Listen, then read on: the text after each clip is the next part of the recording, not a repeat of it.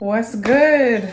What better way to discuss sex and kinks than for me to read a book and then talk about it? I actually talked about this a lot before on my channel, but a lot of people got mad at me. So I hit the video because I'm not ready to be canceled. I feel like it's a little bit too early in my career. I'm a lady and I feel like I wasn't being very ladylike in that video. I wasn't being very tactful. Humiliation. And it's the same thing with anal. Let's talk about it. Things in there. That's how you have guys who beg their girlfriends to peg them. Lord, I pray that I come off as classy as possible. In Jesus Christ's name I pray. Amen. I actually really aspire to be seen as prude. I am going to keep it very demure when it comes to the topic of sex because I know some people can get away about it. I was inspired by Diddy's scandal to talk about this, and as a part of my research I read the book The Erotic Mind. Today we are exploring the question, does being too freaky always, do overly freaky people tend to degrade their subjects in the name of freakiness? Yes, I know, it's taboo, but let's talk about it. Now, when I say freaky, it is important to keep in mind that I am not talking about normal, consensual things. Actually, I am talking about consensual things, but I'm not talking about the normal things. I'm not talking about how the fact that you and your boyfriend like to dress up as cowboy and cowgirl and roll around in the mud. I'm not talking about that. Please do not go in the comments trying to prove to me how freaky you are and how it's normal. I do not care. It's commonly agreed amongst most scholars that sex, just like food, have a light and dark side. In today's culture, sex is becoming more diverse than ever. You can be pansexual, you can be asexual, you can be aromantic, you can be poly. I mean, like it never ends, right? No shade, that wasn't shade. That wasn't shade at all. Sex is not just the normal stuff that they did back in the day. Thanks to people like Steve Jobs and Silicon Valley, we can do things like sexting, FaceTime sex, group sex on FaceTime, anything that you could possibly imagine. And as technology advances, I'm sure the possibilities of sex will also advance. I just hope that people don't get any ideas from the Tesla robot, even though it's possible. That robot is out of most people's tax bracket anyway, so we're probably safe. The point is, sex does not have as many moral restrictions as they used to, especially because humans' morals change, which is scary, but human morals change. Procreation is actually an uncommon reason that people like to have sex. In the erotic mind, the biggest reasons for sex were pleasure, fun, affection, and feeling closer to God. I recently learned that there are Christians who call having sex with their partner worship. We listen and we don't judge, because when I get to that level of Christianity, it's gonna be scary. Why sex? Why? Why do we do it? Sex is obviously evolutionary, but turns out there's a lot of things that can influence how prone you are to having sex. Like, for example, how easily disgusted you are, what age you found out who Tiana Trump was, if you had parents who actually watched you when your cousins were over when you were little. Oh, and how often sex was reinforced in the media that you were watching as a kid. Jack also said that your personality can influence how often you have sex. So basically how crazy you are, how likely you are to seek a thrill if you grew up in a normal environment again. But this obviously doesn't mean that extroverts are the only ones who can enjoy sex, but it does have an influence on the type of sex that you like to have, allegedly. At least that's what Jack said. To all my introverts out there, if you're feeling some type of way, the erotic mind basically redeems you. It says that introverts are mostly sensation seeking, meaning that they like to do things like being tied up, not being able to move the hands, legs, or any body part, and just being able to feel your partner. So that's something. The erotic mind explains that introverts are primarily sensation seeking, which means that the extroverts are primarily the scary ones that this video is about. I know, I disagree personally, but that's what he said. I didn't say it, that's what he said. sorry to say, while I do find Diddy's actions horrific, this video is not really to bash Diddy, but since he's always talking about being a freak and freakathons and freak whatever, I will use his actions as a point of reference to describe what I mean as a freak in this video. It is more so to analyze Diddy's behavior and people like him, since he is a self-proclaimed freak and everything he does is freaky and freak offs and act bad and whatnot. So it's just more of an avenue to analyze human behavior. Y'all following me still? So the cultural and religious context of sex has a big deal in how people participate in sex. There are no During many points in this video, you will find as I try to give you intellectual information that I cannot actually speak English, so enjoy. There are no agreed upon principles of the way you're supposed to have sex. For example, people in Alabama think having sex with your cousin is okay. They think it's not bad. And Pan-Africanists think that monogamy is like the devil's decision. Think Dr. Umar, Pan-Africanist. Although I do feel like that is just an excuse for Dr. Umar to act like that. That's besides the point. Boom.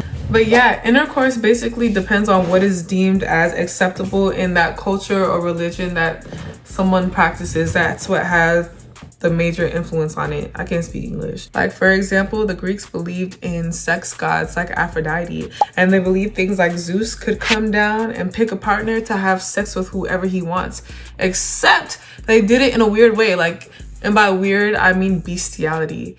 They believed that Zeus could come down in the forms of like a bull, a swan, and pick a partner to have sex with it. So Zeus is a fake god, but people in real life were having sex with bulls, swans, and birds, y'all. And they, mind you, were supposed to be the smart ones. They are the ancient philosophers who told us how to think, but everybody has their faults, I guess. If you watch that Menendez brothers Netflix show, if you're not too like scarred and like uncomfortable by now, that's exactly what they were doing in the show. They were practicing a common Greek and Roman practice, which is basically where grown men had sex with younger men in exchange for knowledge or education. They called it, what they called it? Pederasty? They called it pederasty. Yeah, we call it rape. Christians are another religion that exists in the world, and they are the literal opposite of everything that the Greeks believed. They believe everything that I just said would send you straight to hell, and you would get punishment for it unless you were to ask for forgiveness, and God was to grant you mercy and things like that. But not just Christians think this way. Not just Christians have this, like, you know, pretty restricted, morally restricted, I guess, view on sex. The Islamic culture and the religion think this. The Islamic culture and religion, they feel this way too. Chinese people with the yin and yang, if you believe in Taoism, if you're China and you believe in Taoism, I sound illiterate. If the Chinese people think this way too. If the Chinese people who believe in Taoism, they believe that sex is a representation of the yin and the yang, and it's a balance and things like that. Now, many PhDs have studied why people act like the Greeks, the Romans, and Diddy. There's a study conducted by Maslow that showed that people who he called self-actualizers experience more prominent peaks during pleasurable experiences. Now, I don't mean like an orgasm, but peaks is what is used to describe how free that you feel during enjoyment. So people who are self-actualizers and typically less restricted by moral constructs feel these peaks more often. But the contradiction is a lot of people who are subdued by any type of religion use sex as an avenue to feel more free, which can also lead to feelings of guilt, which we will talk about later. The issue is, though, that some people do not need to exercise their freedom during sex. Clearly, that type of freedom can lead to 20 years to life. They need to free themselves to therapy. That's not funny. What a lot of people determine as freedom is not actually normal. And the author does talk about this in The Erotic Mind. But when he's talking about peak states, he does say that it is a positive thing to at least analyze about yourself when and how often you experience a peak state. Why? Because according to the author, that is when you are at your most free, your most truest self. Whether it's good or bad, you should be able to take measure of it and analyze what that means so you could have, I guess, a healthier sex life.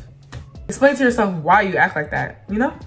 Maslow believes that experiencing or analyzing how freaky and free you can get is a great source of clean and uncontaminated data into your psyche.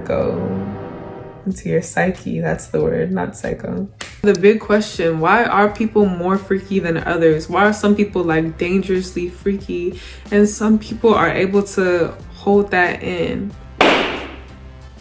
Well, the book talks about guilt, and like I said before, how guilt is a prominent factor in how people express themselves sexually, which is surprising because it's like, why? Like, that's a contradictory thing to experience, guilt and pleasure. But the book does explain that how a lot of people tend to get a high off of their unacceptable behaviors. Like, it's pretty common to have kinks where you like to do things that you're not supposed to do. So a lot of people like to have sex in public. And the book talks about this example about how a woman who is like 18 years old in an internship position when she was in college, she anonymously wrote this, but she basically talked about how her and her boss had sex randomly one day. How she was in the office room, her boss came into the office room and just, I'm not gonna get too graphic because I don't know what you can and cannot say on YouTube, but you get the picture. Now, she felt that that was completely against her morals, against what she believed in. She did feel like the boss was kind of abusing his power in that situation, but at the same time, Shorty was turned on by it, and she described it in sexual detail. Now, there is a man, a psychiatrist, who passed away, but he goes by the name of Robert, and the book talks about him. And he basically believed that sex without hostility is boring sex that can lead to a boring life. Sex without hostility. In other words, he believed that you should be able to be mean or hostile to your partner. Otherwise, sex would be considered boring. We listen and we don't judge. At what point is that projecting? Like, you don't, like, at what, he basically said that sex has to be hostile. But what if people want to experience romance, sensualness, softness during sex? That's not what Robert argued, though. Sometimes things like this sometimes are the reason why I think psychology is fake. So the word aphrodisiac basically means that anything that can make someone derive some sexual pleasure from it. And it is true that anger can be seen as anger can be identified as aphrodisiac. I just made that up. Anger can be identified as an aphrodisiac to a lot of people. Anger does drive a lot of people to arousal, just like fear, just like anxiety. That can drive a lot of people to arousal as well. I think it has something to do with your central nervous system, but I'm not sure. You should Google that. But the white man, Robert, says that he makes it seem so prominent, so important. And I'm just thinking, like, out of all the emotions that we possess, why would anger be the most important one to have enjoyable sex? And what does that say about people who abuse other people when they're getting down and dirty? Is that a driving factor as to why some people's kinks, fetishes, and just general attitude and belief about sex is that way? Is that normal? Are we supposed to consider that normal? The book also talks about how threats to our self-esteem can also advance desire. He basically talks about how a lot of people's kinks are basically just them getting out their trauma and getting some type of psychological revenge on whoever or whatever may have hurt them in the past. And in doing that, they use another person. So I guess they could reclaim their power and control over a situation or person in their mind that hurt them in the past. So a lot of kinks are trauma responses, but they're acceptable, question mark. So we see this a lot with men when they do weird things with women, whatever you might consider weird. It could be like degrading in terms of like bodily fluids. I'm not going to get too much in detail, but it can be like degrading to calling them names. Use your imagination. It also is common with women to use kinks as a way to heal their inner, I don't know, child, heal their self-esteem from whatever may have happened in the past. A lot of women play the role as the submissive person, but the book talks about how in a lot of people's confessions and experiences during his trials that he was, analyzing people's sexual experiences, a lot of women do some type of reverse Uno psychology to where they are allowing themselves to be abused by a man or to be the submissive one during sex. But really in their mind, it's some type of reverse Uno psychology that they're using to make themselves feel more empowered because they enjoy it, even if it's not good for them. Do you see how that could relate to something that happened in the past? Like, okay, theoretically, they're being used and abused. But since they're allowing it, that is them reclaiming their power. That's the logic behind it. And apparently it makes sense psychologically. Are y'all still following me? So when I said earlier that the most prominent reason to have sex is actually not procreation, let me be more clear. The most prominent reasons apparently that people have sex is pleasure, fun, and to avoid going to the psych ward. Fair enough. By the way, when women do that, or when a man does that, derive sexual pleasure from their own humiliation, that's called masochism. And it is actually a form of taking control over your body, your sensations, or whatever. Masochism. In summary, a lot of psychiatrists and psychologists tend to not want to talk about sex from a non-judgmental standpoint because it's not going to help them get their point across, and it's not going to help people open up to them because people are already quite uncomfortable talking about what they like to do in bed. But I think the most interesting thing that I've realized while reading The Erotic Mind is that the only thing that separates a kink from being deviant is whether or not it is consensual, which in theory makes sense. But since, like I said before, morality shifts and changes so often, how long do you guys think it's gonna be before things that are considered off limits now, as long as they're consensual in the future, maybe will be permissible in the future? Now, what things am I talking about? That's up to you to decide. It's an interesting thought that the only thing that lets us know something is wrong or not or right is consent. That's like a slippery slope, don't you think? Anyways, go read The Erotic Mind. It's quite interesting if you want to hear a bunch of sex stories. Also help you learn more about yourself.